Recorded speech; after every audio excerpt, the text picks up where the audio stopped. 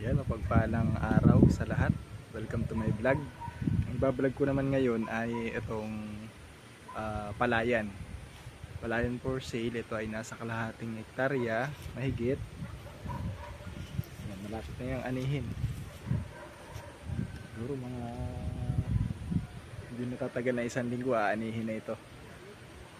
Yan, kaya kagandahan dito sa property, malapit lang ito dun sa daanan ng tao, napasok yung tricycle. Ayan, napakalapit lang. Tapos dito naman sa kabila ay yan, barangay road na yan, cemented barangay road. Ito po ay located sa barangay Kulawit, Timonan, Quezon. Sa mga interested, yan, mag-message lang kayo yan, para ma-assist ko po kayo, makita nyo yung property.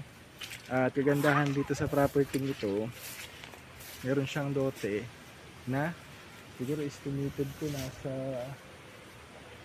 150, more or less 150 square meter itong lote, na pwede nyo tayuan ng rest house, o kaya naman yung ginawa dito nung may-ari, dati nag-alaga sila dito ng baboy. Yan, may backyard sila dito. Yan, yung kulungan ng baboy dati. Yan, yun yung ating property ngayon na papakita natin sa inyo. Ganda pag ganitong na malapit ng anihin sa bigas. Yan. Kasi yung makikita natin dito, halos ito lang yung nagtanim. Iba bago pa kagandahan kasi dito sa property na ito, malapit siya sa irrigation. Kaya pag ganitong medyo alanganin, nakakapagtanim pa ng palay. Kasi malapit dun sa irrigation canal, malapit dun sa mismong irrigation na nagmumula yung tubig sa ilog. At dito rin malapit yung ilog. Kaya yung case na halimbawang kailangan isla.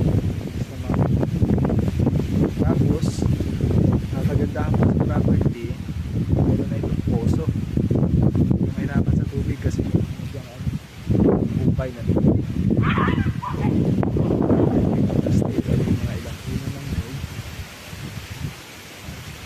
Kung nakikita nyo yung mga bahay na nasa bukid, nasa gitna ng bukid, tapos ay may mga resort sila dyan, yun magandang gawin sa property.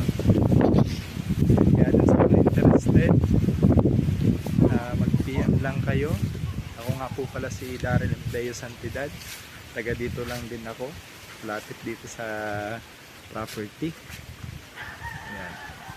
Ako ay accredited real estate agent ng Filipino Homes, kaya kung plano nyo mag-invest ng property, yan, mag-message lang po kayo. Maraming salamat. Follow at share natin ang aking vlog. Maraming salamat. God bless.